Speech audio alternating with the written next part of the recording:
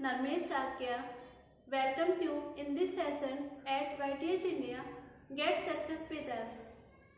हिंदी साहित्य, अगर हम हिंदी साहित्य की बात करें तो अगर किसी परीक्षा के पाठ्यक्रम में हिंदी शामिल है तो यह लगभग तय है कि हिंदी साहित्य से संबंधित प्रश्न आएगा।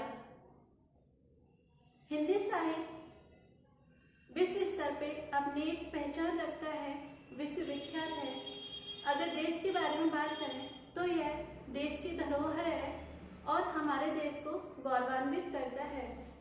हिंदी साहित्य में महत्वपूर्ण कवि हैं जिन्होंने इसको ऊंचाइयों पर ले जाने का काम किया है। उन्हीं प्रसिद्ध कवियों में से एक श्री मैथिली शरण गुप्त जी के बारे में आज हम इस क्लास में पढ़ेंगे। तो चलिए शुरू करते हैं आज की क्लास। अगर हम इनके जन्म स्थान की बात करें तो यह चिरगांव उत्तर प्रदेश से संबंधित है। इनका जन्म 3 अगस्त 1886 में चिरगांव उत्तर प्रदेश में हुआ और इनकी मृत्यु 12 दिसंबर 1964 को 78 वर्ष की आयु में हो गए। इनके जीवन में कुछ महत्वपूर्ण पल हैं और कुछ महत्वपूर्ण तथ्य हमारे परीक्षाओं की दृष्टि से, नजरिए से इम्पोर्टेंट है। इनको हम ध्यान में रख सकते हैं और हम अपने स्कोर को बढ़ा सकते हैं। हिंदी साहित्य इतिहास में ये खड़ी बोली के प्रथम महत्वपूर्ण कवि हैं। सॉरी।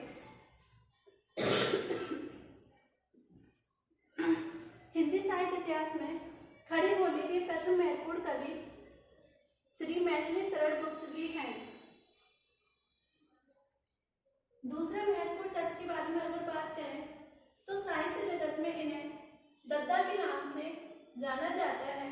अगर हमसे पूछा जाता है कि हिंदी साहित्य जगत में दद्दा के नाम से कौन विख्यात है तो हमारा उत्तर होगा कि हिंदी साहित्य में दद्दा के नाम से श्री मैथिली शरण गुप्त जी प्रसिद्ध है, उनको जाना जाता है। इनकी जन्म तिथि जो कि 3 अगस्त है को प्रत्येक वर्ष कवि दिवस के रूप में मनाया जाता है।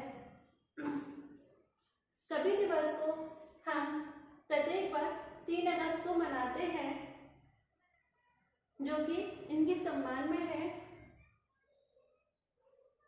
महात्मा गांधी जी ने इन्हें राष्ट्र कवि की उपाधि दी।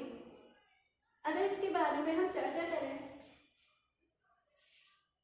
तो 1912 इस टाइम भारत में स्वतंत्रता के लिए संग्राम चल रहा था, संघर्ष चल रहा था। इस टाइम में इनकी एक प्रमुख कृति भारत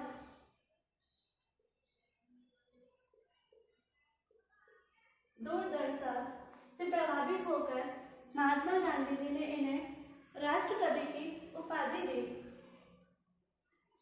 वर्ष 1954 में भारत सरकार द्वारा इन्हें पद्म भूषण से सम्मानित किया गया।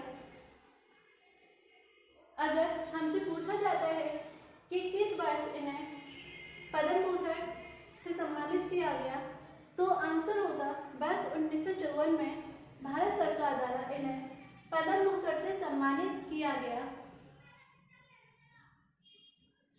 इनके पत्रों का संग्रह पत्रावली के नाम से जाना जाता है और इनकी कविताओं का संग्रह उच्छ्वास के नाम से जाना जाता है।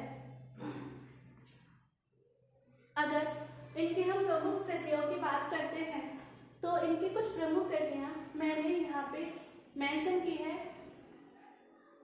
इनकी प्रमुख कृतियों में से जयद्रथ वध 1910, भारत भारती 1912, पंचवटी 1925, साकेत 1931, यशोधरा 1925 और द्वापर 1934 इनकी प्रमुख कृतियां हैं जिनमें अक्सर जयद्रथ व्रत और भारत भारती साकेत अक्सर पूछी जाती है परीक्षाओं में।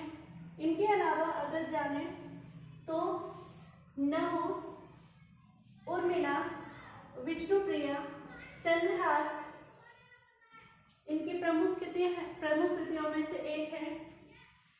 रणभेभंग, युद्ध, झनकार, स्वदेश संगीत, केसों की कथा, राजा प्रजा, दिबोदास, प्रदक्षिणा, वन बैठक, विश्व वेदना आदि इनकी प्रमुख कृतियां हैं।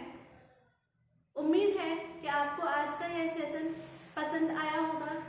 If you like this session, please like and share and also like our channel YTH India. Please like this